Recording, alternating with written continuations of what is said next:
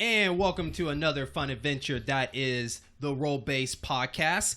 And I am your first member that is joining your party, Jeremy, along with your second member that joins the party, Mr. Brian. Good evening, good morning, whatever. How you doing? And as you know on this show, if it's your first time listening to it, thank you so much. If you are a continued listener, thank you so much also. As we try to take you to another adventure that is another RPG. You know, you can catch our last RPG talks that we talked about. And our goal is, for a monthly show is to, pick a game, take a month playing it, come back and kind of give our results and our thoughts about the whole thing. Did we like it, not like it? And we kind of just try to go in depth and just have fun doing it. And so, Brian, I know that for the listeners, you can basically jump wherever you want. There's not really like a first episode. You can really jump wherever you want to go, right? But so far in the conversations we had, which one did you think you enjoyed the most so far? The one we're talking about today. So okay. That was the most enjoyable one I had. The rest of them were, well, not the best of RPGs. And that was probably on purpose. But yeah, definitely this one is the one that I had the most fun with because I plan on playing it later on today. So okay. What about conversation-wise? I have to say the Lufia conversation episode was pretty fun to talk about. Lufia was definitely probably the most fun because the psychotic battle system and everything they had, it led to some decent conversation. This one, I don't know. It's kind of, there's some stuff that's quirky, but it doesn't require that much understanding of most RPGs to grasp this one. While Lufia's like, what do you mean by you can't target and all this other stuff? So Paladin Quest was a funny one too. Oh, that one's like that's another one. It's because of it's not a traditional. It's weird, and because of that, you can got some jokes you can make about it or whatever. So I think that's what it was. So Brian, as the second member of the party that our listeners are joining on this voyage, you decided to bring us Battle Chasers Nightwar. How did you come up with this pick? And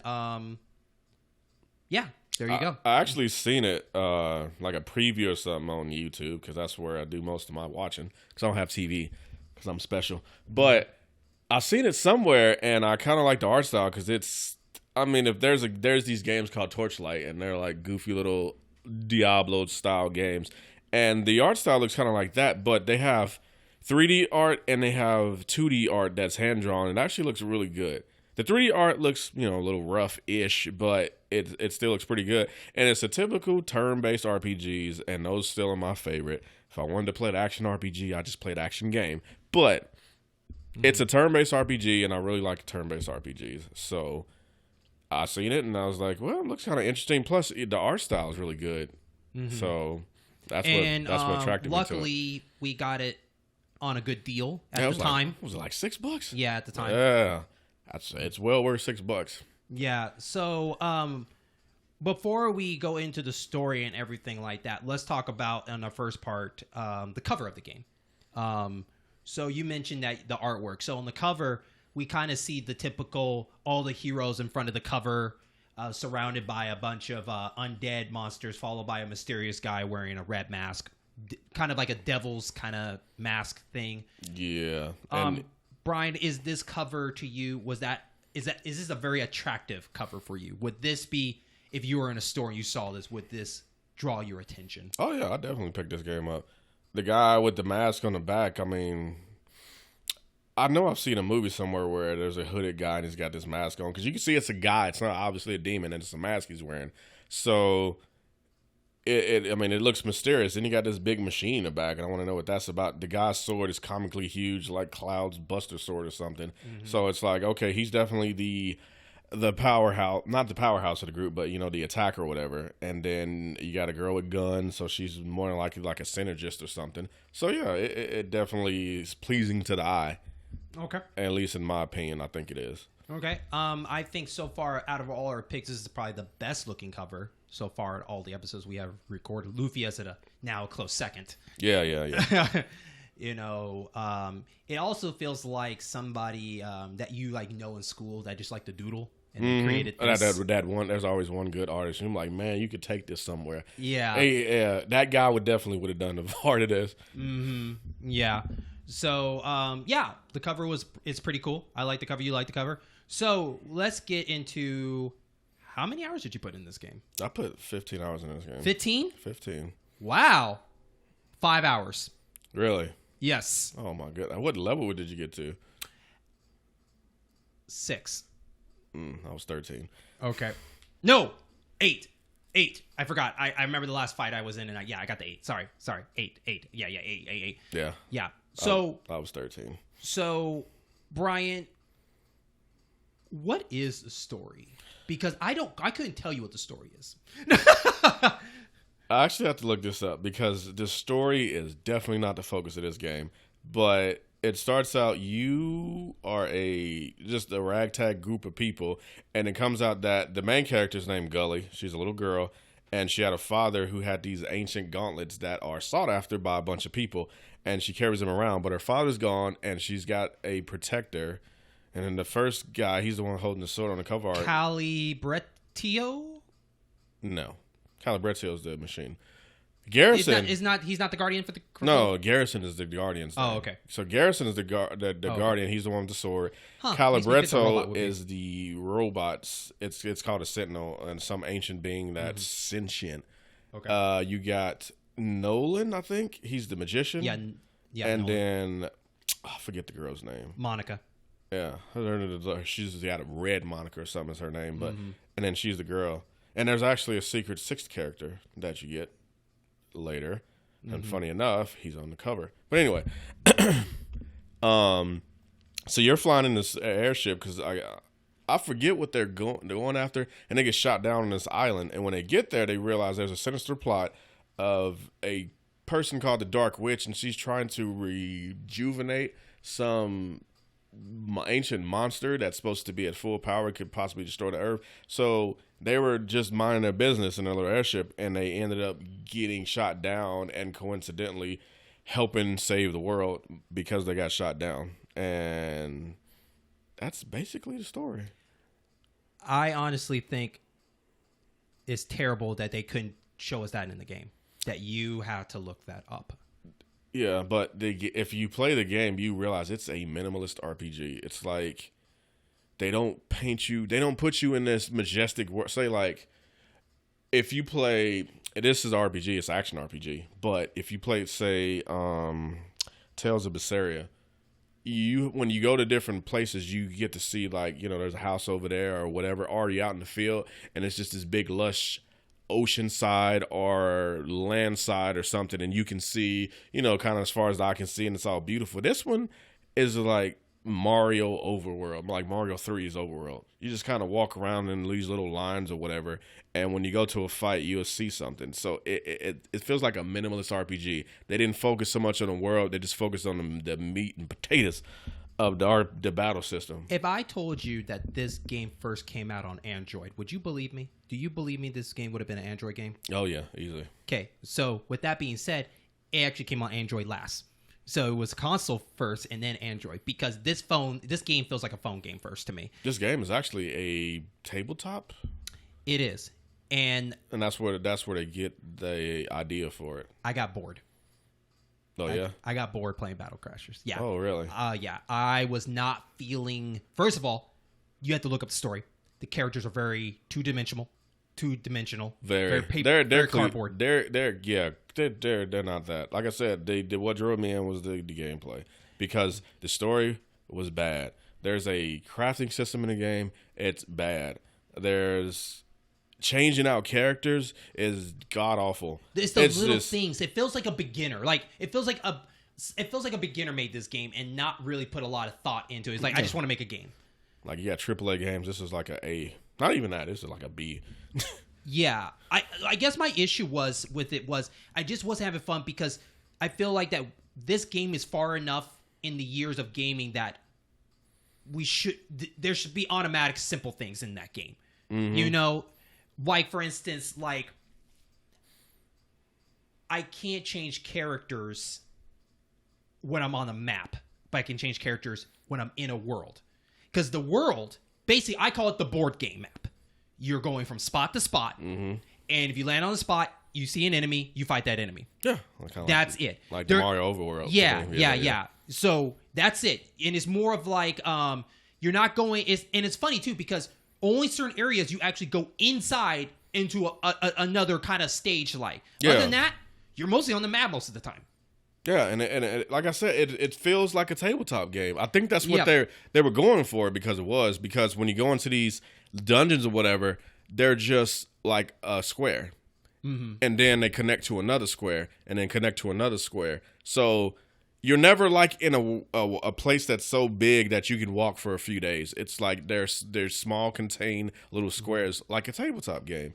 And I think that's what they were going for. But yeah, when you get there, you can change characters. Also, when you're on the overmap and not in a battle, you could use certain skills. Like I know the robot had a healing that you could do, but you can only do it when you're in these dungeon areas. If you're on the overmap, you couldn't even use it. Why do we have that option? Why was that a good idea to have these characters have certain perks and limited time for them? I know, and you can only like. The machine has the healing factor, which, like, say you go into a battle and you come out and you're kind of weak, so you can just heal real quick with what it deals, but you can use it 6 times, and the only way to replenish that is to sleep at a hotel, and that is beyond stupid.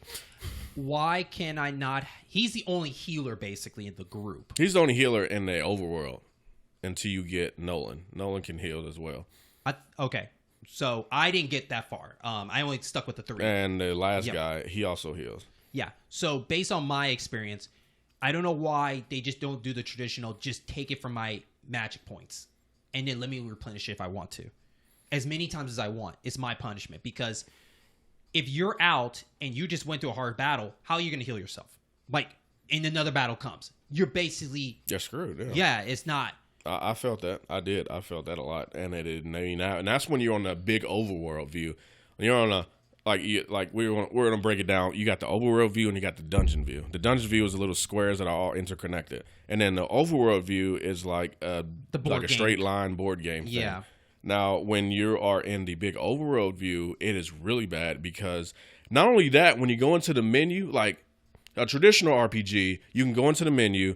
Click on what character has a heal spell, and then from there you could heal the entire party while watching her MP go down because, do that. You can't even do that in this game. No, because if you're in the board game mode and you go into a battle hitting a certain spot, which there is times in the board game where you can avoid enemies. There's some paths you can avoid some enemies sometimes.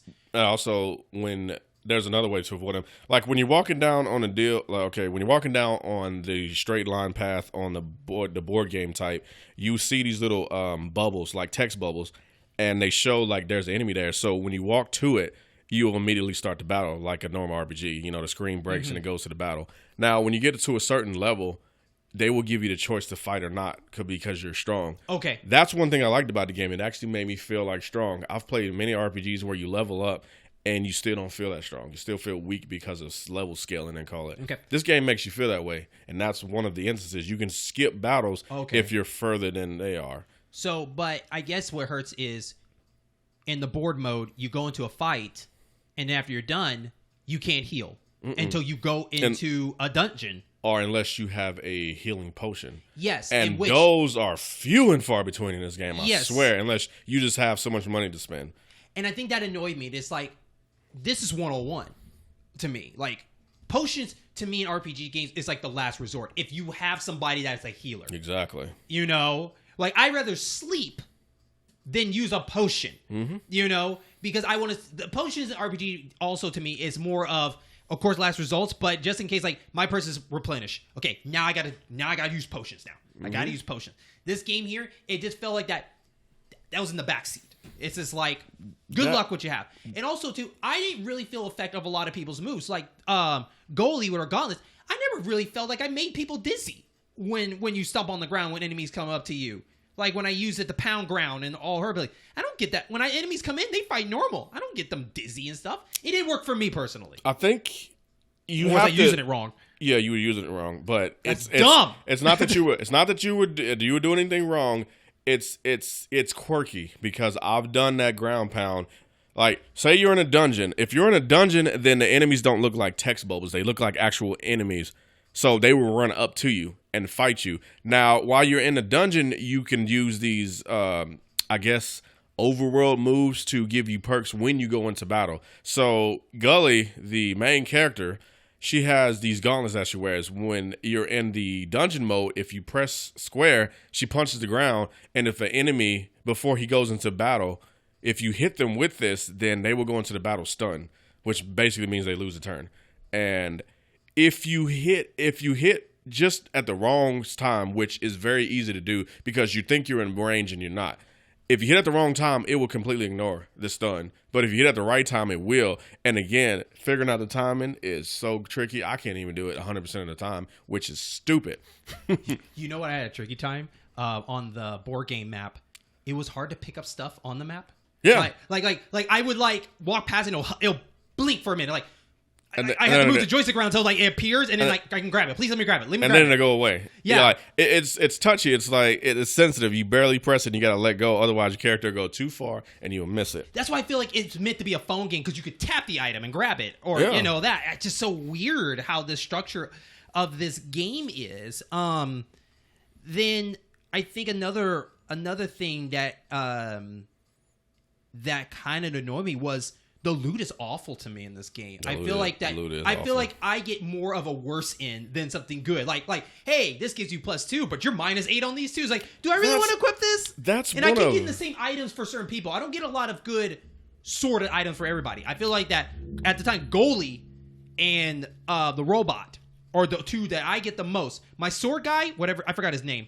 Garrison. Kind of gets the shit in the stick in that situation. But what about you? What? He I agree with that it has the Destiny feeling. Like you can find something better, but it'll take something else that you don't want to go down. It's like what happened to making it okay. You say you got 5 different attributes. If you find something that's level 7 versus a level 3 weapon, every attribute should still go up, but 1 or 2 are the main focus. So your defense and your offense goes up on the gauntlets of offense. But your defense and your magical defense, say they go up like by 4. Mm-hmm. But since it's called the gauntlet of offense, your offense goes up 12. Why is it not like that? Instead, it takes everything down, and it's like, oh my, and they have that problem on Destiny, they have it on the Division, and all these other free-to-play games, or not free-to-play, but games as a service. And it annoys the crap out of me. But yeah, I felt the same way. I get a weapon and I'm like, well, this is worse. There's another weapon. This is worse. I have a level 2 weapon equipped on my level 12 character. That's so how bad the loot is. And it should never be like that. Like I said, it should take everything up to a comparable level. And then whatever the name of the weapon is should be the focus. So like I said, this goes up 12. These all go up to stay on your level. Mm-hmm. But they don't. They just take everything down. Do you think it's also weird for a game that looks this simple that there's a lot of loading for stuff that should not be loading? Like, why is me going to battle should take a couple of seconds? It should be instant. The way this game is not graphically amazing enough where it should be. It's a simple game. And to me, it is like, I'm seeing a loaded bar. Like, for a fight. What did you play it on? I played it on PS4. Okay, so this game... I have a PS5, and there's some games that the PS5 enhances. This is obviously not one of them because I had the same issue. You would think the PS5 with its superior SSD, and it is superior because I play some games where it's snappy, but it's the same thing. I went to a battle, the screen crashed, you get to see the cool animation, and then I seen this loading bar like a PS1. I'm like, we're going to load today? I could have almost ordered something from Grubhub, got it delivered, ate most of it before the battle started. I'm like, what is going on here? Yeah. But, yeah, I mean, and it's not graphically demanding. I mean, it's on the Switch. Not to insult the Switch, but if a game is generally on the Switch, Xbox, and PS4, it's not graphically demanding. It's Torchlight. Yeah, it looks like Torchlight. So, that's a perfect example. Like, I should see rare loadings. Yeah. Torchlight, it loads barely. And I have Torchlight 3. I just started playing that not so long ago. To me, there's no excuse for that because even like Final Fantasy with like, you could say 10, you could say 12. On PS2? Yeah, PS2. you see a glass break, load in. Like, that was their loading thing. Yeah, not a bar like, give it a second. It's worth it. It's worth it. Okay, here it is. And PS2 came out in 2000. Need I remind you, the year 2000. Yeah. This game came out, what, 2 years ago? 3 years ago, maybe? I think it's a 2018. Okay, so a game that come out this year that's not even graphically demanding for the current system that me and Jeremy played this on is loading worse than a game that came out in the year 2000. Yeah. Considering that I have played the remake of Demon's Souls, which actually looks like an actual next-gen version of a game, has faster loading times, makes no sense to me. Yeah, I just feel like it almost feels like the game is kind of a little bit rushed. It brings to mind that it's not accessing the power of whatever system you're playing on. So that makes it a programmer mistake. Whatever the programmer did, he didn't take into effect that the PS4 has this much power. The Xbox has this much power. Switch has this much power. It's programming it like just flat, whatever. And it's stupid. Mm-hmm. You're gonna make me hate this game. I'm not trying to put you on that mode. I really came in here having a good time. I'm still gonna play it because the battle system is that good to me. Yeah. But I had a good time, but you are pointing out things that pissed me off too. So there was just to me, I think that's what hurt it for me because I'm sorry, but I had to compare it to other games and like, oh yeah, this should obviously not be this challenging for me. Like, why? I asked myself, why am I getting bored with this game? Why am I getting irritated? And it's all these little things. Like, you give me these ideas, but you're not utilizing them the way you should as as making this game. And to me, it is like, I feel like you're doing a lot of extra. It's almost like another conversation we had. Like, I forgot what episode it was. Maybe it was with our the last story. It's sometimes like they do a lot of extra stuff. No, it's Lufia. They did too much. They were trying to do different things. Yeah. But they ended up messing up the basic things. Yeah. And I feel like that's what a little bit. Yeah. Like, you're saying the battle system is awesome. That's great. But everything else sucks. Hurts. It hurts. That's what I said. You're going to make me hate this game because I was looking at it just at the battle system. But now I'm starting to see all this stuff that annoyed me. Let me give an example. Ever played a game that has a crafting system? So in the first few hours of the game, you get all this stuff and you don't know what to do with it. And then about, say, 4 hours into the game, then you're like, oh, now I have all this stuff and now I can craft things with it. Oh, now I'm running out of stuff because I don't know what to do. I haven't crafted crap in this game. I have so much crap in this game with 15 hours into it. Right? 15 hours into this game and I cannot craft anything. And another big reason is most crafting is a menu thing. Push the menu button. Go down to crafting. Craft it. There it is. You have to go into a dungeon and find a crafting machine to do that. Mm-hmm. That is friggin' retarded. You would think, no offense, but these warriors who are following look like they can craft. I don't feel like why do we have this? Come on, you have a robot. They have an alchemy machine that you can craft as well, and that's actually in the town. What is that town called? Nowhere, something like that. Crap, I forgot. It's like nowhere. Harm's Way. That's what it's called. It is, yeah. But there's a place where you can do alchemy, which is help potions and anything. But yeah, good luck finding a bottle for the potion because I got everything but bottles. I had like 3 bottles of this entire game. That's why I don't have any potions. I had a lot of revives. I'll tell you that. I revived. They gave me revive. Somebody gave me revive, said, this is how you revive. That's the only revives I had. 15 hours. Wow. 5 revives. 15 hours. You know, you're starting to make me hate this game. You know, secretly when I was playing this game, I was interested of seeing like what everybody else looks like. And when I'm sorry, Brian, I'm not trying to make you hate it, but I feel like when I went to the town and I started talking to everybody, I felt like I kind of want these characters on my team instead of the characters I had. Like, the Beastmaster looked cooler than some of my characters. Yeah, she did. You know? And then there's a gauntlet place, and that guy looked cooler, too. Even the Alchemist looked cooler. Like, I feel like I would like the story about this town and play these characters. Even the dwarf, he looked plain, but he looked more interested. You know? My characters were looking very boring. That's very actually boring. True. Garrison just looked like a generic hero. The machine is fine. He just looks like a machine. Gully looks just...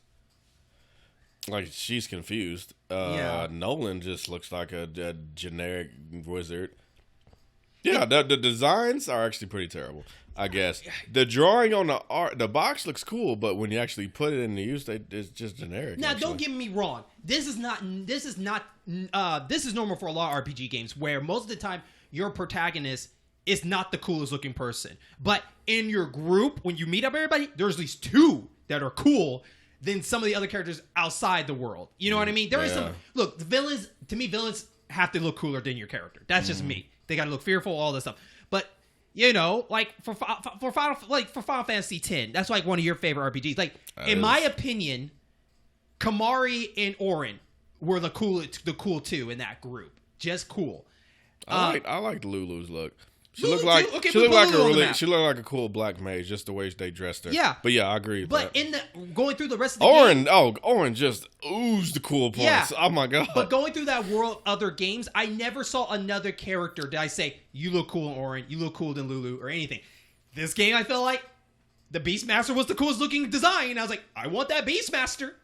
Even though, like, we have a conversation, but you won't do anything for me. Hey, thanks for giving me the book of learning the names of the monsters. Well, you got to progress the story, and then she gives you some extra stuff. Yeah. But it takes so long. Because I've only got her to do me one favor. That's it. Okay. Nothing else. You know, did you go to 15 hours. By the way, did you go to the Coliseum and you saw the lion person there? Yeah, he looks cool, too. Does he look like the lion from, like, Red Earth? That he does. AKA, what is his name? Leo? I think his name is Leo. Yeah. And he freaking does a power drive. And he's got this big sword. Yeah, he does look like. I think his name is Leo. He looks like from Red Earth. I think his name is the guy from Red Earth. Name is Leo. I'm pretty sure. Yeah. And I was just thinking. I think he's gonna pull out his sword and then he's gonna do a power driver on me. Yeah. Yeah. But he still looks cooler than most of my characters, and that's pretty bad. So we had the board game map. In your opinion, what did you think the map in general? Did you think that the world was looking cool? Did you think it was kind of boring? No. Was this island cool or boring to you? Boring. Boring? Okay. Like I said, it's like a minimalist RPG. They did not flesh out the world. Most RPGs try to use all of their graphical power to make the world look as realistic as possible. This one just used a board top and a 2-year-old drew the background. Okay. So I thought it was very boring. Okay. It was fine because, like I said, I understood what it was doing. It was minimalist, but it was boring as crap. So you got further than me, so I don't know how far your party is. What do you mean?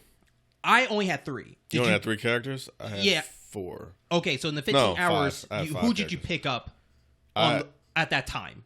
After you play, when you start out, you have Garrison, Calibretto, which is the machine, and Gully. You get to one point, and then the first person you pick up is Nolan. He's trapped in a barrel somewhere, which is weird. I was supposed to be funny, but it's just actually kind of stupid. But you find him in a barrel, and then he comes out, and then you get to another town, and you get Monica. Okay. And that's it. Okay, so... But there's actually another character besides that. Okay, so here's my question for you. Personally, for me, I didn't get further enough by the looks of it to really know which character stood out to me. Out of that group that you mentioned added on, which character stood out to you? They actually all had they actually all had like a unique role to play in each battle. Who did you connect with more? Who did I connect with? Probably Garrison. He was the most frequent person in my party. Okay. Garrison was honestly, that was it because I've changed out all the rest of them so many times. Okay. But I kept Calibretto in there a lot, but when we go into the battle system, I'll explain why. Okay. But Gully mainly, I'd say Gully. Or not Gully. Why keep talking Garrison? Garrison. Garrison is probably the mainstay in my party. Okay. Everybody else was interchangeable. But and I didn't. What about characteristic style, like personalities? Was Garrison still up there for you? No, Garrison was boring. So who stood out to you at personality? They were all boring. Every freaking one of them. Okay. Monica probably was the most standout, but she's part of the party, but she's not at the same time. Like she's kind of going along with them. Like as far as the story goes, she kind of goes along with them. While Garrison, Calibretto, Nolan, and Gully are like intertwined through the story. She did jump ship at the very beginning, like literally jump ship and left Nolan there. It's like, well, have fun. Yeah. So, but because of that, she's kind of brash and wild and all that stuff. So that makes her stand out where everybody else is just contained and boring. And what's interesting is that through this conversation, we had more to say for characters in Paladin Quest, in Lufia, and Last Story. But there's nothing we can really say about these characters because they're just there. And what's worse is those characters in the games he just mentioned did not have voice lines. No, they didn't. All of these characters do. Good voices, though. Good voice cast. Yeah, but they just they just had crappy scripts. Yeah.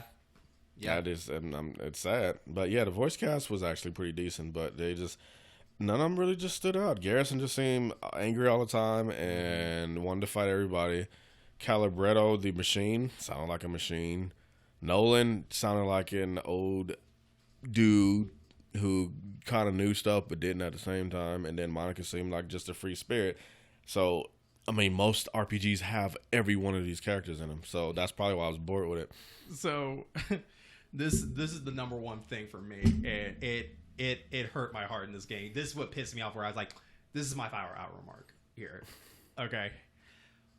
Why can I only save when I have to quit? How come I can't save anywhere else in the game unless I have to quit at the same time? Well, it has an autosave, so because my power actually cut out one time I was playing it, okay. And it has an autosave.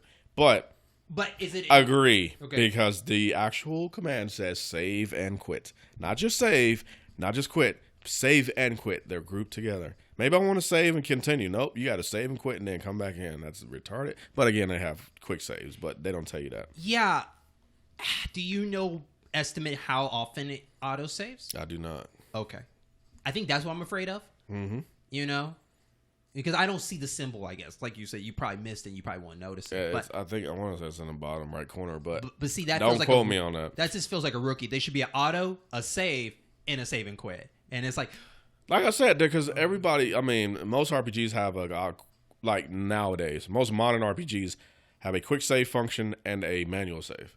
Yes. So like just in case you want to have two different slots, say this is me grinding before I hit the boss, and this is me going to fight the boss. Mm-hmm. To see if I need to grind more. This one don't even give you that option. Yeah, you don't get a slot. It's like, this is your file. Good luck. I said, it's like they wanted to make an RPG so bad that they left out some of the basic things that makes an RPG. You know how a lot of the games nowadays have a general way of making the buttons so you know what's going on. Like most first-person shooters, square is to reload. So you can jump in the game and get right into it. You know, R2 is to shoot in almost every first-person shooter stuff because it's universal and it makes it easier for everybody to understand. So you would figure that it would bleed over into RPGs, but this one said, we're going to go against the grain real bad. Now, I know for the listeners, it feels like we're really bashing this game, and I'm not trying to go out of my way to bash it. It's just 15 hours. It just it saddens to me that I'm finding more bad stuff than good stuff so far, story-wise in the world. We'll get to the battle system soon, but just looking at the story and the world it is, there's nothing that pulled me in to really like it's a question like, why am I here? You know? Yeah. Like, why am I here right now for this? I don't get it. Like I said, the battle system can only get you so far. Usually, I mean, I really do like the battle system, but most games, the battle system can only get you so far, and then you need the story to pull you the rest of the way. And the story is slightly interesting enough to keep me going because I want to know who the queen is. You pretty much have a antagonist that you never see. So that is the mysteriousness of it that makes me want to continue. And the battle system, obviously. But yeah, the story is pretty lacking. Yeah, I do like, though, I guess there's one positive. When you go into a dungeon and if you have to leave and quit, when you go back in, at least you don't have to redo fighting enemies. You know, they're still gone when you're going. And the quick getting out, like they have these little pit stops that you could teleport once you unlock them. And I do like based on the first dungeon I did, was the little crystal that like gives you a chance to like, here, we will relish everything for you before you go into battle. We only do it one time for you. And I'm like, okay, that's cool. I like that. As it seemed like they did know that Calibretto was the only one who could just heal everybody, and instead of making you waste more of his stuff, they give you this option to heal everything. It is like a red stone. You only get to use it once, and it explicitly says that. You can only use it once, but it will heal your entire party and fill the MP. Yeah. So Yeah. That was nice of it. And the teleporters is pretty nice because you have to walk back out of the dungeon after you're done. It doesn't magically teleport you. There's a couple of games that's like, do you want to teleport to the entrance? This is not one of those games. Mm-hmm. But they do have means of getting back quickly. Because your run speed in dungeons is freaking comical. It is very slow. So, do you think it was a good idea for them when you go into a battle that there's some with like skulls, so they're showing you there's like double the enemies? Yes, I actually thought that was pretty cool. It's like that idea? It's like 2 rounds. Like you can only have 3 characters and 3 enemies on the screen. And when you went to some battles, they had these skulls on there. And depending on the skulls is how many rounds of enemies you got. So if you got 3, when you kill all 3, one of the skulls would crack, and then you go to the next one, and then 3 more enemies or 2 more or whatever comes out. I thought that was a pretty interesting mechanic, and it lets you know before you go into the battle. If you're on the home screen with the bubbles, or the board screen with the bubbles, it'll show a skull next to it. So I thought that was pretty cool. I also do like that thin line between comic and gaming. So mainly their talking bubbles looks very comic book like, especially like Garrison's kind of gets his own font. Then and then Calibretto gets his own font as well. I like that. It kind of makes him stand out a little bit more. Goalies, I think it's just like Garrison's, I believe. Yeah, but I kind of wish they laid on that a little bit more. I think it's actually just Calibretto. His is different. He's the machine, so he gets this reddish box, while everybody else's box is like just brownish, and then it has black lettering. Yeah. And then Calibretto's has like yellow lettering and a red box. It was just about everybody else does. So. Yeah, I kind of wish that they laid on that a little bit more, give everybody their own, not to be funny, their own voice by giving their own box. That'd be kind of cool. Or at least give them a color or something. They could have changed the color of it. That would have been cool, the equipment that you equipped, other than your main weapon. It'd be kind of cool if they can change. Because the only thing changed when you get a new weapon is like just like, your sword changes. The last weapon I had for goalie was boxing gloves. Mm-hmm. The robot, it was hard to tell. I couldn't tell you what was totally different about him. What do you mean? I just couldn't tell when I equipped something if I see the difference. Oh, that's what I mean. So because he has the most different equipment than the others, right? You just have to worry about costume and the weapon they have. For the robot, it just felt like there were different parts. No, they were pretty much the same. It all the same? It's like you had a chess piece, you had a ring, an amulet, and a trinket, and then you had like your weapon. That was it. Every character had the same thing. Oh, okay. The problem was if you're going to a store and you're trying to buy something, so you're trying to buy a necklace, it never explicitly says it's a necklace. Because I was trying to buy a necklace for one of my characters because it gave him more defense. I think it was for Gully because she's the tank. And it turned out it was a trinket and not a necklace. That is interesting. And that pissed me off because I already had a trinket. Mm-hmm. I have a question. I never did it, but, there's a certain fee you can pay when you go to a certain shop for upgrade. Did you ever do that, and what does it do? I upgraded the alchemist shop and the blacksmith shop. So it's a building. You're upgrading the buildings. You're upgrading the inventory, honestly. Oh, so when you go to browse wares, he has more stuff if you pay him to upgrade it. That's all. Does that work for you? Do you like that at all? No, that's stupid. Okay. Inventory should upgrade based on your level, like most RPGs. I did not. Or if you go to a different town or something. I think it was strange too when you touch and read certain things, which I was not in the mood to read the lore of this world. I didn't read any of it. But it was weird that they give you these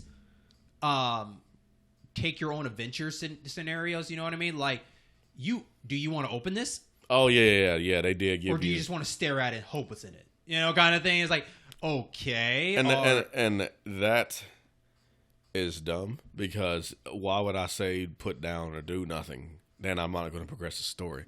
I'm not staying in this dungeon forever. So, yes, I'm going to see what this is about so I can get out of here. But that's just dumb.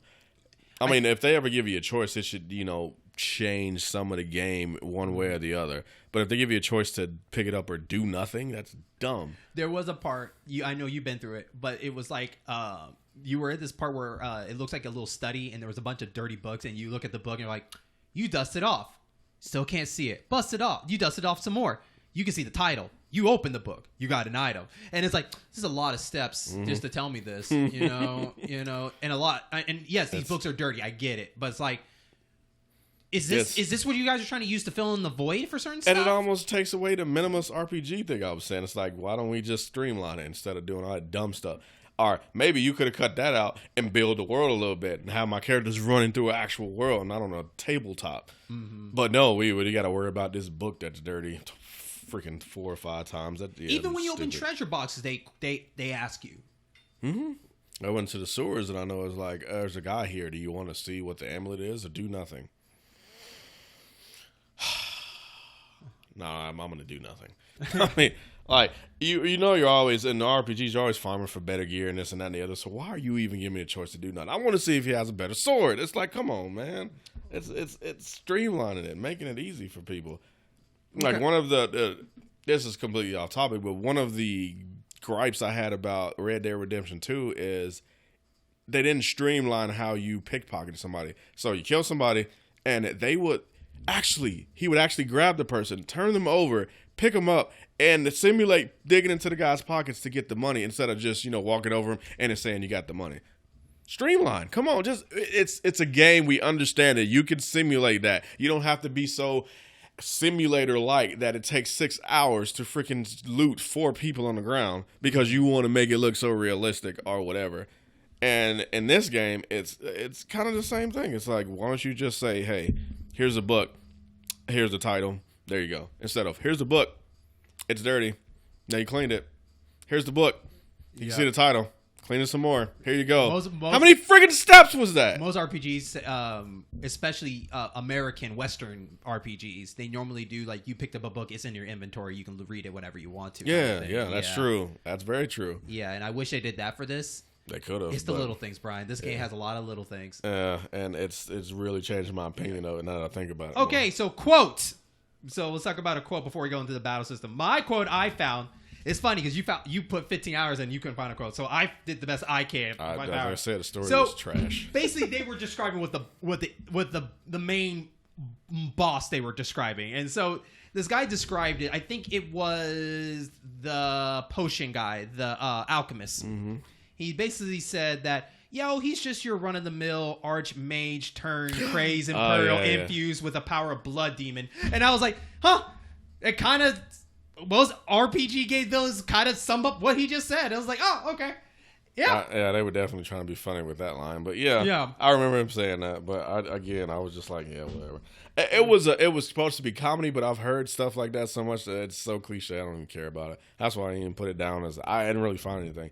Like I said, this game doesn't stand out enough. It's like all the good stuff they do is not like over the top. It's just it's either box standard or slightly a little better. That's it. Of course, all the stuff they do wrong is monumental, which is bad. I think it came with age too. To me, is more of now it's the little things that are important to me in the video games than that. It's almost like it's hard for me to play a game nowadays if you don't have fast travel as an option. It's like, I've done the struggle.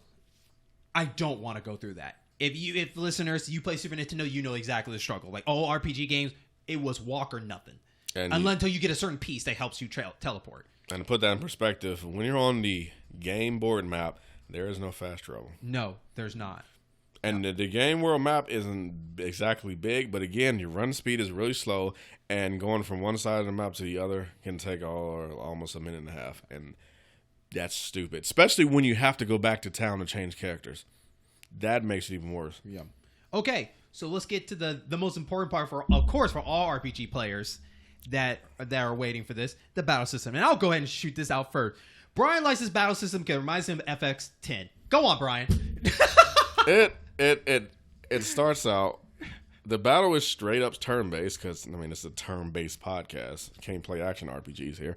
But it starts out turn-based, obviously. You click a action, you click the enemy, you click, all that, and then your character attacks, whatever.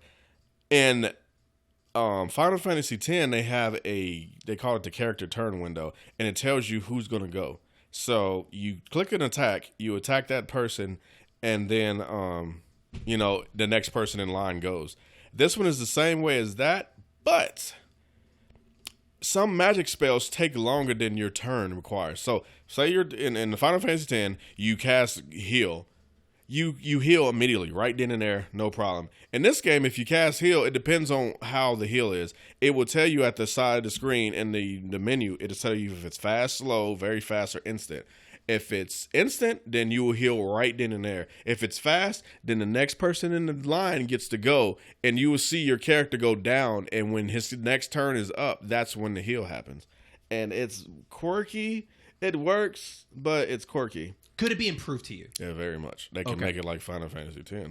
So, because I died so many times trying to heal my character, but the cat, I had Calibretto, and he was trying to heal Gully, and I go to heal, but it put Gully behind the enemy to heal. Mm-hmm. So the enemy went, and of course he killed Gully after that. So now Gully healed. At least, unlike the other game, he healed the character instead of healing nothing.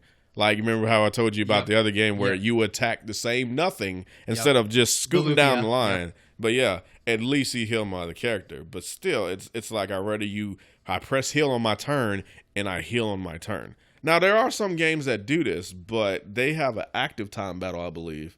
Mm-hmm. Like, one of the games is that, what is it called? There's another hand-drawn art game. It came out a while back. You're like a little girl who can fly around or something. I can't remember. Child Light. Yeah, Child Light. Child Light has that, but it's active more. Like, you can see the deal at the bottom. It's based off the Grandia series. Yeah. Mm-hmm. But other than that, what else is quirky about the battle system? Like I said, you have slow, fast, instant, and all that stuff in your magics or whatever. Because every character has, what did they call them? Battle techniques or something? Give or take, yeah. Basically, it's battle techniques. So your character has a attack action. He has a guard action, which guards up to 60% of the next attack that comes in. And then after that, you get a special action, which everything. All of those are instant every time. The attack, the defense, and then your special action are all instant. Now, when you go down to the techniques, depending on technique, it could be fast, very fast, slow, whatever, blah, blah, blah. And then you have this other meter called, I don't know, let's just call it Overdrive. And you can use another skill and use all of those skills are instant as well. But you can use a very special skill and do like, the big damage numbers or whatever. Like Garrison, he can heal the entire party and remove any kind of debuff. Garrison does a very damaging attack and cause bleeding on somebody and what have you. Then you have, of course, your standard items usage, but you won't ever use that unless you figure out this crafting system, which I did not figure out because it's so convoluted and they do a very terrible job of explaining it. And then you have a flee option, like, the old school RPGs. And that's basically it for the action. So yeah, all of that is typical. What's interesting is most of the debuffs are in like your attacks or whatever. Like if you attack somebody with Calibretto, just a regular attack, you will put something on them called Sunder, which makes them take more damage. And it's just in a regular attack. You don't have to use a special skill to do that. There are some skills that do that, but it's built into that attack, which is kind of cool. And then if you get to Monica, her basic attack does any number of debuffs. It could do poison, it could do fire, it could do Arcane Sickness, which I'm not sure what that even does, or it could do bleed. And that's just built into her attack, so you don't have to waste a slot doing some attack that does that. So I think that is also cool about it. You have a bleeding, which every turn they take damage. You have fire, which every turn they take damage. You have frost, which is supposed to slow them down, but I've never really seen that actually feel like it changed something. Mm-hmm. It's supposed to slow down their turns. Like I've done slow in other RPGs like this, and it actually felt like it did something. This one didn't really feel it. Then you got Arcane Sickness, which more than likely it's a multiplier because if you get Nolan, who's the magic person, you hit him, and his basic attack does Arcane Sickness. And one of his skills says if they're under Arcane Sickness, it does more damage. That's basically what that does. It's just a multiplier. But I like how some of them are kind of, they go hand in hand. The girl has something called stealth, which means she turns invisible-ish, translucent, and none of the enemies can target her. But if she gets hit with a area of effect attack, then she'll come out of it, whatever. But she has one skill that does 120 more damage if she's under stealth. Okay. So, I think that's kind of cool how they, made some of these things kind of correlate together. They sure give you a lot of stuff because they do. Because in this game, you don't really level up that much. Leveling is slow. But it seems like that they give you something for each level. Like they give you a ton of stuff. Even stuff that you said I don't have, I still had a bunch of stuff. Part of me likes the battle system too for what it was. I do have that difficult idea of how they move people around based on certain moves. That still kind of confused me. What do you mean? Like you mentioned, like with healing goalie, then she gets moved down because of this, and I don't understand why. I guess I get confused. It's like on my turn, whatever I choose should happen right then. Yeah. Instead, if depends on how fast they decide that skill is. So it's out of your hands or whatever, how fast they choose it. It's just what the developers thought. So I want to heal. So I go to push heal, but it doesn't heal right then. It goes to somebody else's turn, and I have to say build up my heal, which is fine in some games, but this ain't one of them. I didn't die way too much because of that. Yeah, I feel like sometimes, do I blame myself for making a mistake, or do I feel like the game did something to me more? Oh, more than likely, I was blaming the game. Because let me put you in a scenario. One character can, Calibretto has a thing called Quick Cleanse. It instantly cleanses somebody of whatever they're... That's their, like, super, right? No, it's just a regular? It's a skill. It's instant, too. Okay. But her super does also do that as well. Okay. And it instantly cleanses 2 debuffs on your character. I fought a party of 3 characters. One character did lightning. One character did bleed to my entire party. Another character did fire to my entire party. So, say it's their go. One does bleed. Now my characters are all bleeding until I take it off. And then the next character does fire. So I spend that one turn debuffing. And then I actually had 2 characters who can debuff at this time because I had Nolan in my party. So I took Calibretto. He debuffed Gully. I took Nolan, and he debuffed Calibretto. And so the only person that was still afflicted by these 2 damaging deals was just Nolan. So on my next turn, I make them... I tried to heal, I try to debuff Nolan, and then when the enemies come, the next one does the bleeding to my entire party again. The one guy electrocutes me, and the other one does fire to my entire party again. So I spent all my time healing and debuffing, and it started to piss me off. It annoys me that there's not, like, with Lufia and other games, they don't like doing all attacks for your main cast. Like, and if they do, they're wild. They're wild attacks. Like. Yeah. Calibretto is like, I'll shoot wild, hope I hit couple on the way there. Calibretto has an attack that attacks the entire group, but it's random. Yeah, I'm not a big fan of that. The only one that's really kind of worth it is Garrison's with the roar. Yeah. That one, but... He's got one where he shoots a arc thing and it hits the entire party. That's actually pretty good. Yeah. That's about it for area effect. It's like the enemies have it easy and they do status effects. Wow. None of your characters have any good area effect to attack the entire party, and I hate that. I think I got annoyed too because since I blame the loot not being good, my fights... That too. My fights seems to be became harder than it should be. And I feel like I am putting some work. And let me tell you, like... This game really makes you show that you're putting some deck. Like, when Calibretto hits somebody, it looks like he freaking hit somebody in the gut. So he's coming to wind up like, boom! And I was like... But that's the animation. The animation makes it feel like there's impact behind it. Yeah. Like, when he goes to hit somebody, it's like, okay, he really hit him. And, they have pretty good animation. Like, when, what's-her-name attacks, he toes up this ball... in his hand, he drops it, and then he hits it like a golf club, and the animation looks so freaking cool when he does it. But, like I said, and then, what's her name? Gully has the gauntlets, and she goes up, and she jumps, and it's like she kind of winds it up so you can feel the impact on it, and then it hits, the screen shakes a little bit, it's like, oh, yeah, I feel like it hit him. And that feels good, but, again, I have a level, I think she's level 11, because, we'll get to that.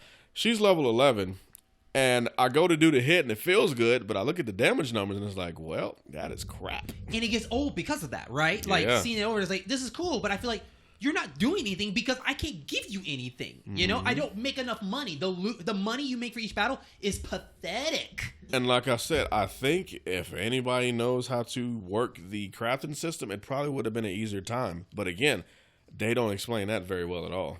And again, you have to go find a freaking place to do like swords. There is a place in town to do alchemy, but building swords and trinkets and all that stuff, you have to go into a dungeon and find it, and that's retarded for one. But whatever. Some of the enemies were boring to look at. I got kind of bored with some of the enemies. I thought the enemy design was fine for the most part. No, when I mean bored, I mean there was a lot of the same. Oh, well, yeah. Yeah. They had a green, it looked like a flan from Final Fantasy. They had a green flan, then they had a yellow one. They had these enemies that are shirtless, and they have one that just punches and kicks. They have one that's a mage, and then they have one that has these swords, and they have one that has guns. So, yeah, okay. You know the one I hate the most? Generic enemies. Like you know the one I hate the most? What's that? The tanks. Yeah. The one with the sword. Yeah. That one pisses me off because my ego mind is thinking like, why is this machine hard? And why am I getting hurt every time I hit him? And you know what pisses me off more? I never even figured that out. That's what's sad, but I noticed it. I was like... And you know what? I guess I'm becoming this mindset is... Maybe I'm getting too deep into the mindset, but when I see a person or I'm dealing with something, I automatically think about, like, how would that work for you? Calibretto. I don't know how you would be poisoned. How would these swords hurt you? And that's just my mindset. I get it. You know, it's an RPG game. It's a video game. Everybody needs to be on the same way. I get that. But at the same time, let's looking at this, it's like, you're a robot. Like, and I feel like if I did that to it, if I saw an enemy that was also a robot and I hit him, I expected, like, poison shouldn't hurt you. Only electricity should hurt you. You know, something with that element, I guess. It just feels that weird. And like Final Fantasy X and Final Fantasy series and other Japanese RPG games, they really work on the element. Like, if you see water characters, lightning is going to hurt them. But they never do it fairly for your side. It's always the enemy side that you have to do the weakness. That is true. But on the other hand, in its defense, you can poison and make that machine bleed. It's a machine, though. I know. The bleeding is weird. I like the bleeding. Because I use the crap out of it. No. But I mean, you can for the robot. I'm sorry. But again, you have Calibretto, and you have the you have Calibretto, you have the machines that you just said. One has a sword, one has a gun. Then you have these elementals, which are just a bunch of bricks that come to life. You can make that brick Calibretto, the machines bleed and be poisoned, which makes no sense. If you were playing Final Fantasy X and you cast poison on a machine, it'll say immune. Yeah, like I said, see, I don't want to knock this developer because after doing a little bit of research while we were talking, this was a Kickstarter campaign. So, like, I will give him the doubt this is probably his first game he's due to it. But I'm hoping that if he ends up doing another one, that he will learn how to work on status like that. Because because the robot, to me, I'm not saying the robot has to be invincible, but there's other ways they can do it. If you're going to do bleed, I will count it as oil being spilled or something in my imagination. But fire can work, freeze can work. I don't care. It seemed like they wanted to make everybody on the same level when it comes to that versus... Yeah. Say, if you had a robot character in a Final Fantasy game, because we said they took more of a active role into making it seem logical. If you had a robotic character in a Final Fantasy game, it is automatically weak to lightning. Automatically, just because it's a robot, because it's trying to make it realistic. It's probably weak to water as well. If you have a human character, they usually have less armor. So on the buff side of a mechanical character, your armor is really high. On the opposite side, you're weak to lightning. And then a human, blah, blah, blah, because they're trying to make it realistic. And that's in every battle. This one wanted to just make everybody seem equal. Yeah. So there's no buffs. There's no debuffs for picking out Calibretto. He can bleed. He can do this. He doesn't have anything special over, say, Garrison, who's the human. I think that's what they were trying to do. But it kind of breaks what we know as basic RPGs, though. So it's like... But I agree with you. I out of everything when it came to status, the bleed was the best one. Actually, I recommend bleed more than anything else. Bleed was the easiest to do because Garrison, one of his think it's called Sting. Yeah, it's called Sting. One of his quick attacks or instant attacks makes them bleed, and you can stack it to 3 times. So and the more you stack it, I didn't know that actually. I didn't know you could stack them. Yeah. I only did it one time. If you look at the next to their name, it'll show what they're afflicted by. If you stack it, it'll put a 2 next to it. So if you stack it to 3, it does like freaking 50 damage every time they get a turn. Okay. So it actually became really good. And another thing that they had in this game was every time you hit somebody, you build up AP, and it basically gave you free MP points because you got your MP bar, and then beyond that, it'd start turning red. And when you got this red part, you can pretty much use free MP. So Garrison goes to attack. He gets 10 extra MP. So say on 3 turns, you attack with Garrison. Now you got 30 of this red bar. If you use any MP thing, you would take from the red bar before you take from the MP. So it's like free MP, but it only lasted that battle. Yeah. After that battle went away, then all that MP went away. So I thought that you could build MP, but you can't. Like say Do you Garrison. like that or you don't like that? I think it's fine. Okay. But say you have 10 MP with Garrison and you go in that battle and you just punch people until you got a red bar of 50. It does not replenish that MP. Because as soon as you go to the next battle, you're back to 10 and all the MP is gone. So you can't build it that way. You still have to use a MP potion to get your MP back up. Or you have to go into every battle and spend the first 3 turns building the MP so you can use it again. With the extra characters, can you switch characters out on the fly? Nope. Okay. You can switch characters at the end. So not even in the battle, you can't just. Okay.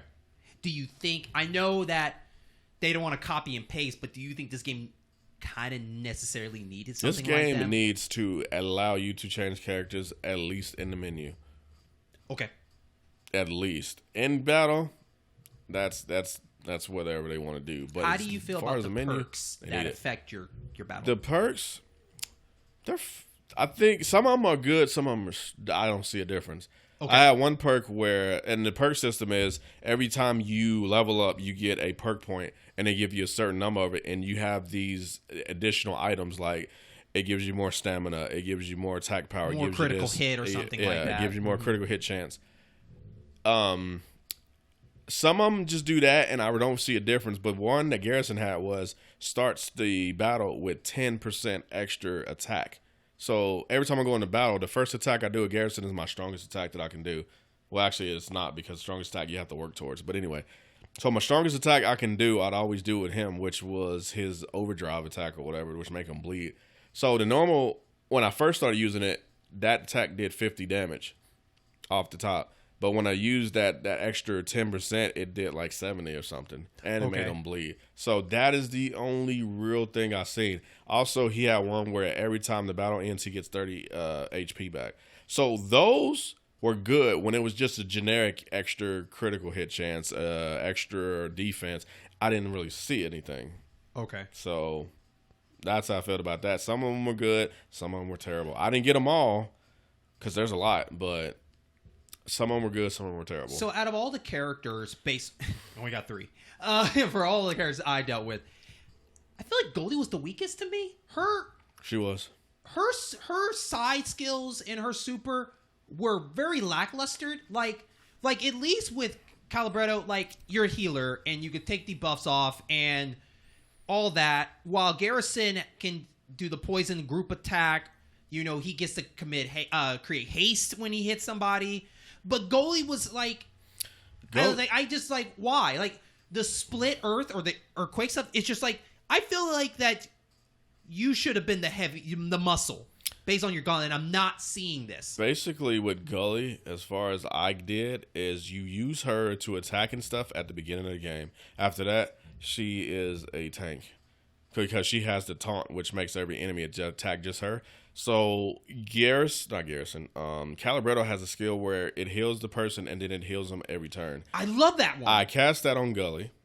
Mm-hmm. I had Gully cast a shield on her, and then I made her guard while constantly taunting the other enemy. That is all she was good for. I did not attack with her no more. Okay. But she was good at that because then all I had to do was focus on her. I could have Garrison attack, and Calibretto would heal every once in a while, and he'd also attack, or at least sunder the enemy so Garrison does more attack. And that's generally how I play, and that was the easiest way to play. Okay. So, like I said, Gully I no longer even attacked with her at a certain point. Even after the 15 hours, you still had Gully in your group, though, for that? Yeah, just for that, though. So when do you use her? Like in a boss fight, or since then? You know what I mean? Like I use her in most fights. Like I said, she is the tank / aggro person. So Monica and Nolan were nowhere to be. No. I took out Garrison and put in Nolan for a while. Okay. And then I stopped doing that because Garrison and Nolan both are not Garrison. I keep mixing them up. Calibretto and Golan are kind of the same when it comes to healing. They both have a healing. It does about the same. Except for Nolan has a heal where he heals the entire party. And then he also has a skill that debuffs him. But Calibretto's debuff is instant. So he can do it and doesn't require MP either. So he can do it, doesn't require MP, and it's instant. While the other guys, his takes a second and it costs MP. So then I started to have to play with that. Red Monica, she was a heavy hitter. She has a skill where if she's stealth and she does this skill, which is slow, by the way, so it takes forever, it does like 500 damage. And I just one-shot people most of the time with her. Okay. She can also do stealth, which if you got to the point where you fight some guys and they're translucent and you couldn't attack them, it's basically the same thing. Because I hated those enemies. I know I fought some guy and he came out, he's translucent and I couldn't attack him. That's the same thing she does. Okay. So they can't attack you, but if you do a area of effect attack, it'll hit her. Okay. And it'll hit them too. I didn't know it did because I don't know for what reason, but I never did an area effect attack when I fought those guys. Otherwise, I would have noticed it. Do people that are not in the party, do they get the treatment of they get to still level up with the team? That is the next. That was the one thing I had to come back to. I just said something about that. But yes, no, they don't. So you have this constant battle of keeping everybody at the same level. So you go and you get all leveled up and you get this and you get that and you find out that you like this team. So you level up 50 levels past the other person, hypothetically. But now you realize, oh, this character has this stuff, but I need to use it. So you go get her. Oh, guess what? She's still level 10. That's a damn That's shame. why, like I said, I'm level 13, but Gully was 11. That's a damn shame. That is stupid. I feel like that's too old school in that way. Final Fantasy VIII was like that. Okay. And that was terrible. Mm-hmm. And I had all my characters level 99, and then I needed to use the gun character, and I picked him up, and he was 15. Got slaughtered by everything. So that is another very bad design flaw. I think it's bad. Yeah. There's actually a lot of things that's holding this game back. It's terrible. It has potential. But like I said, it's... Yeah. They're on the right track when it comes to the battle system. But also within that same battle system and everything else, there are some things that are really holding it back. The battle system is the highlight of this game. But there is things in the battle system that aren't great. And then outside of that, almost everything is wrong. So that's the problem with this game. I am so sorry that you're like coming to like a revelation for yourself. Like, yeah. Like I said, I was blinded by I was tunnel vision with the battle system. I was like, we are good to go. We are fighting. We're smacking people. Then I go outside the world and I'm noticing it, but my subconscious is just pushing it back. It's like my subconscious is like, or my regular conscious is like, this is stupid. Why did I get this sword? It's crap. This is that. And then my subconscious is pushing it down like battle system, battle system, battle system. Yeah. So that's what happened. But I noticed it. I did notice all of the crap. It's just that I was so entranced by the battle system. Mm-hmm. So, but I'm like you said, you explained it, and then my subconscious started releasing it when you said it. I was like, yes, this is crap. So is there anything else you want to say about the battle system? Like I said with the whole, some of the status effects, like Arcane Sickness makes one of Nolan's skills do more damage if they're under that effect. There was also something that Garrison had. If you use this one skill, it would use your extra that red MP bar I was talking about. If you have 40 of the red MP, it would do much more damage because of that. Mm-hmm. I thought that was cool, but other than that, it's bog standard from all the stuff we already talked about. Yeah, I feel like I like the idea that each level you feel like you're getting a reward for something like that, but some of those rewards were, I don't want to say useless, but they were just not something I was feeling like using. Not ever useless. Because like at level 8, like I had a ton of stuff, and I'm like, oh my god, there's a lot of options. But at the same time, it's like I'm good with the ones I had before. You're not giving me this. Like Calibretto had the best like new stuff that I wanted to use for him particularly, and Garrison. Wow. But And then it gets bad. So I didn't. All I used him for was to make people weaker, so Garrison could hit harder. That's all I really used him for. Like all his skills that's supposed to hit is just trash. I guess more of the skills of the healing and the debuff was really helpful. Yeah. When he got something new, you knew it would somehow be useful. So then you turn this big tank into a healer, and it's like, so that's silly, but Yeah. it is what it is. So next, let's go ahead and go into talking about progression and grind. Brian, I remember off recording, you said that I'm going to be more careful to grind because I need to push myself for the story instead of staying in one place. Here's the thing about this game. This game does not make it easy for you to grind. It does not. Because this game, I was confused at first. Because I was like, is this game predetermining my level? Like by the time I get to the first dungeon, I no matter what, I'm going to be a level 5 or something like that. And I was like, that's it? Like, I can't go back and re-battle people or do anything like that? No. So I was like, this is kind of silly. So I was like, there's no grinding at all. Until I realized you have to pay to grind. What are you talking about? You have to go spend a night at the inn, and then everything. Oh yeah, then everything. You have to pay. Basically, basically what it is, you pay to grind. That's not entirely true. You can go to that dungeon or that no, only when you open it. But when you open up the dungeon to do the what do you? I guess it's survival. I guess you would call it. But when you open up the dungeon and you go into survival, then you can leave that survival and then everything can be replenished. And that doesn't cost a dime. So you can do it that way. Okay, I didn't know that. But that's only after you open it. So okay. And you also, the girl that you're talking about, she also gives you a second bar of the overdrive. So then you get your second skill. Okay. My 5 hours did not tell me that. All I knew at the time you had just the one bar. Yes. You get 2. And you get an extra skill. Okay. So I didn't get any of that. Of course, 5 hours didn't get me that far. But on top of that, at that point, spending the night was the only way that I could grind. So for my situation, I had to pay to grind. And that's true. That kind of pissed me off. That's true. It's true, though. It's upsetting that way. It's like, why? But on the other hand, they got rid of random battles. And I kind of like that. But in this, as far as a grinding standpoint, I don't like that. But this game doesn't give you random battles regardless. You still see the enemies when they go up to That's you. what I'm saying. But that's what I'm saying. It got rid of that. Because in a lot of games, especially the older ones, I hate random battles because they're really random. Like, some games have a predetermined time so you can at least get somewhere where you're running on the open map. Mm-hmm. And then some games, it's like, okay, 1 second, bam, battle. 1 second, 2 second, 3 second battle. Next 1 second battle. I hate that. This game could have worked if they did a day and night cycle. So, like, for each spot you go, the day is passing. And then when a whole day goes, everything gets replenished. That, to me, would have been better than, either spending the night or all that stuff. Just some reason so I don't... Because, don't lie, in the old RPG games, we know that we want to spend less at hotel. We don't want to spend at inns because they get more expensive the more you progress in the story, right? Mm-hmm. So if we can avoid that, we can. And that's one way you can do it. But here, they're in my situation... It felt like it was forcing me and not giving me another option until you told me that. I'm like, I wish I would have known that, but I didn't know where to go and find that out at. But even still, I mean, it's still a grind because these enemies barely give you any XP.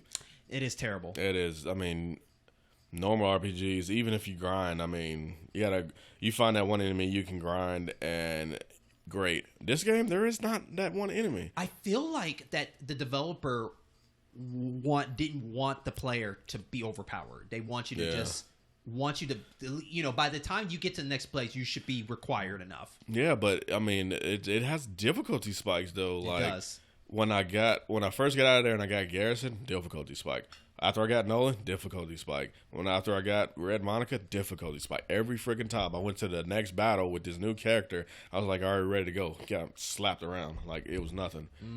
And they always got this one enemy, probably the worst enemy you see, and he always has an area of effect attack. So he smacks every one of your characters in the face and laughs about it. And I hate that. Man, I didn't know that. Yeah, like like I said, you fight this elemental thing.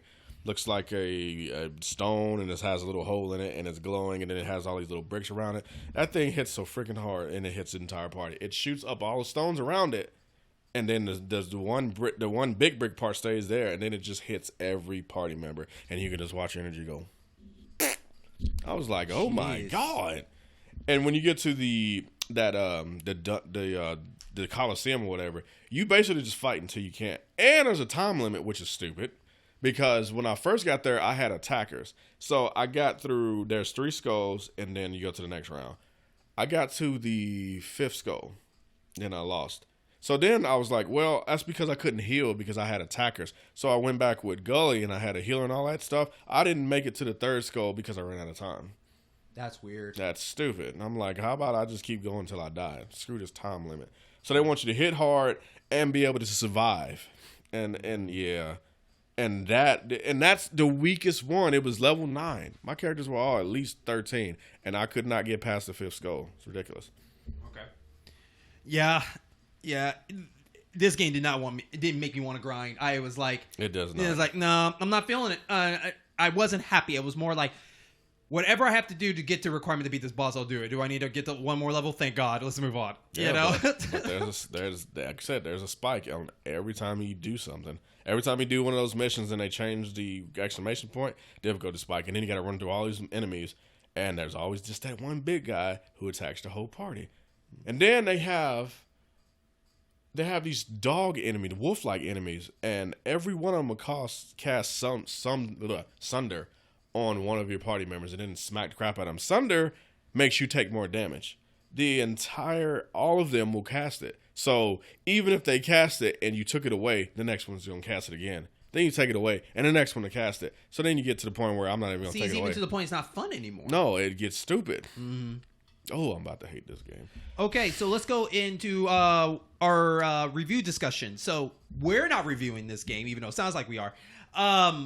We're just talking crap about it. We're just having an open discussion about the game. No, we're talking crap about it. That's what we're doing. So what we like to do is we like to kind of just see what other reviewers think of this game and see if we agree or disagree with them, you know? Kind of like our own Rotten Tomato purge kind of thing. Except, you know, we don't go, we don't have audience reviews. But anyways, let's go with Destructoid. Rich Meister, I guess is his name. Yeah. He called it fun and visually striking. Okay. I'm not going to say I didn't have fun with this game. But I could have had more. I could have had more. And it got bored too quickly. But when it came to the battle fights in the cutscenes, the visuals were cool. The open map board game, I didn't like the way that looked. I agree. But the battle and the animation was good. But again, the world building and all that was just awful. But he also said, but criticized a jump in difficulty that leads to grinding as the player got deeper into the game. I'd already started seeing that. I guess maybe I wasn't as deep as he was. But I noticed that there was always a difficulty spike after I did one of the missions. I do see that. But I guess you get to a point where it's like, okay, you're still not strong enough. Go grind. Okay, hey, you're still not strong enough. Go grind. That's what I feel like he's saying. And it probably is because I've started feeling little sprinklings of that. Brian Vidal from RPG site also rated it. Well, they both gave it an 8. I don't care about that. But calling the narrative and the gameplay unoriginal, but saying that it is more than some of its parts due to its novel presentation. What? You gave it an 8 because of its presentation, but said the narrative and gameplay is unoriginal. That's a stupid score. You should have gave it a 6. Yeah, it's definitely unoriginal because, like, I couldn't tell you still to this day, even years down the line, what the story is, and it's not anything. As far as the gameplay, like I said, they have every character had like something built into their basic attack, and I like that. And the extra MPU build and how that combines to make more damage, I thought was pretty original. So I don't know what he means. Okay. So TJ Hafer from Brian's favorite gaming site, IGN,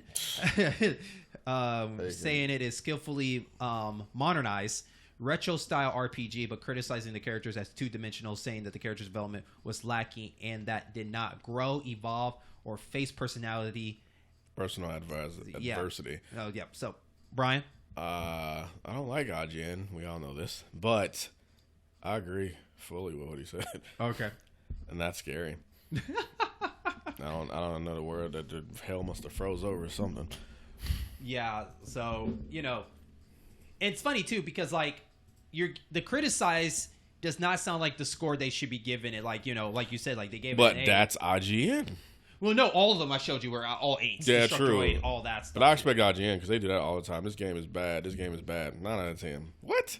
This game is bad. It don't change anything. It's the same game. 9 out of 10. What do you mean? They give every freaking Call of Duty a 9 out of 10, but it's the same game every year. And I'm like, whatever. Metacritic gave it a 79. Yeah, basically for that. So let's talk about the ones that someone gave a 10 to. So Battle Chasers is Battle Chasers is a really good RPG, which is kind of different to some other RPGs games out there. Hang on. Uh-oh. Technical difficulties. Technical difficulties. Don't let that computer beat you. Okay. Now you expand. It's right there. Expand? Oh, sorry. Because it doesn't. No. Yeah, right there. On the up. Where? What top? What are you talking about? Down. It says expand at the end. Shut there. up. You don't know me. Okay. Go ahead. All right, here we go. Battle Chasers is a really, and they spell really without a E or an A, good RPG. This is definitely a player's review. Good RPG game, which is kind of different to some other RPGs out there. I like the atmosphere in this game, the story, the music, and the battle system. Battle is capitalized battle isn't capitalized system is whatever. Move on. I just kind of wish the battle speed would be higher than that, and it would include an automatic battle system, but it does not.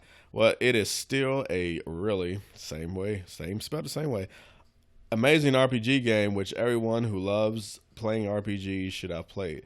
Plus, it is not an expensive game. The letter 2 or the number 2. Generally, I think. He Germanally. I have played around. Oh, in Germany. In Germany, I've paid around 10 euros for the game. Yeah. So this is just one. This is one particular person.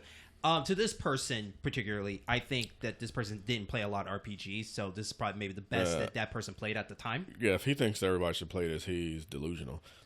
Yeah. GameSpace is the one that gives. This is the actual site that gave it the highest score on this list. 90. Battle Chasers is a great game and a great RPG. I love the rich characters and their backgrounds. The art style makes the whole experience beautiful. The story, while I have not completed it yet, has captured me, and I can't wait to see where it goes. I think anyone who enjoyed this RPG will enjoy Battle Chasers. Brian, I think you at first fit this at the beginning of this until the conversation. That like you were really feeling this game. But he didn't finish it. I mean, we didn't finish it either, but we're not judging. Well, yes, we are. But we're not giving out scores to upset the whole Metacritic, but he is. So I believe you should finish the game if you're going to affect the Metacritic score, but whatever. Okay, we'll do one more. Let's do one of the bad ones. Let's do the 50. And then we'll do a user one. Okay, and then we'll wrap it up. Yeah. This is this is from Cube 3. Is this actual place? Yeah, this is not a user. This is actual person or whatever. Anyway, Cube 3, this is the type of game that should be an automatic hit for RPG players, but there is something missing in the complete package. The graphics are good, and the typical genre staples are present, but ultimately, it gets lost in itself. Overall, this is a solid title, but in the end, lacks heart.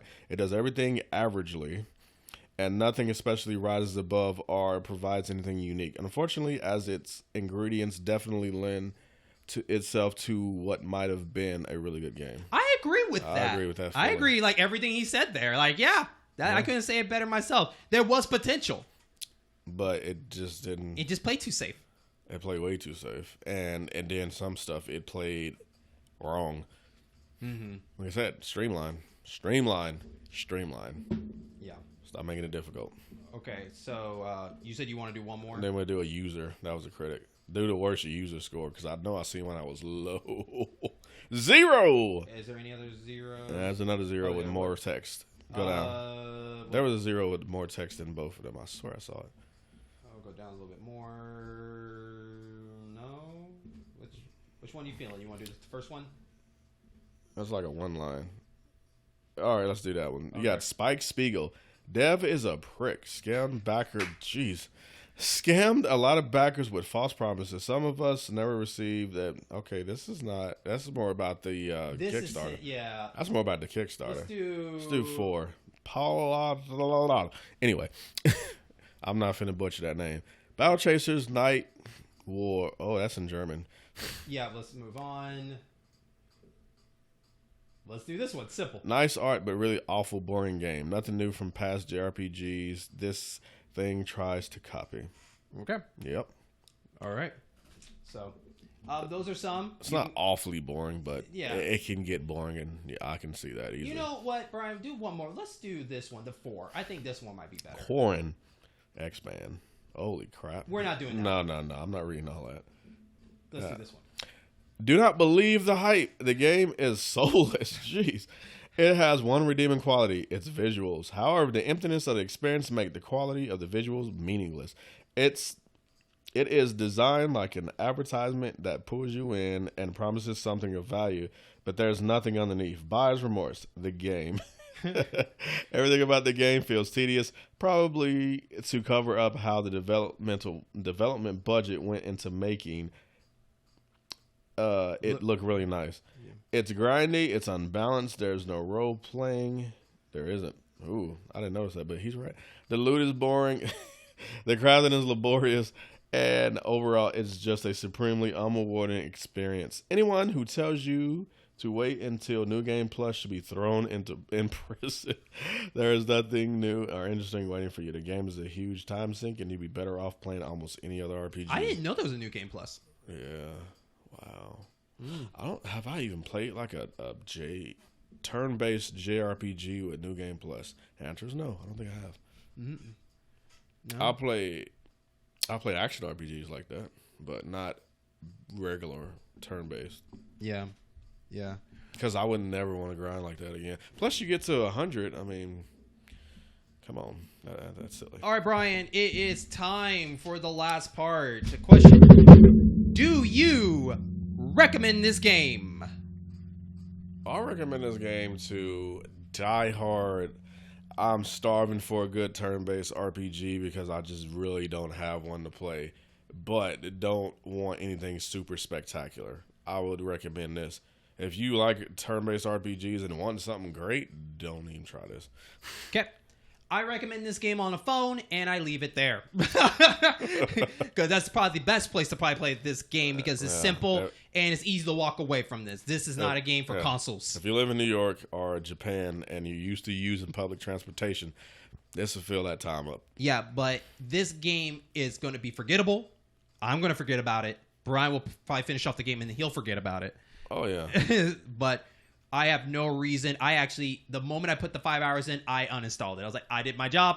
Because on our show, we have to at least put 5 hours in to see how we feel for the game. And so, but with that, I want to thank everybody. 15 hours. 15 hours for him. Yeah.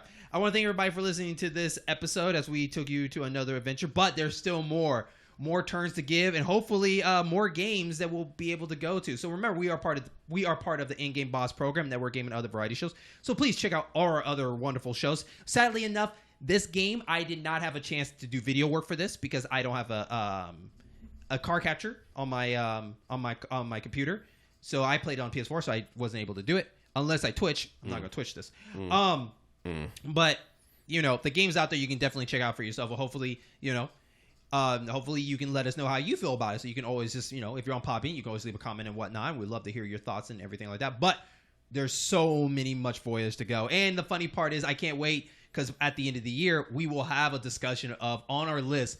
We will rank them, Brian, from best to worst on our list of what a game. And so far, it's looking mighty tight for a lot of winners right now. Because again, I walked into this like Battle Chasers is great because again, my subconscious pushed it down.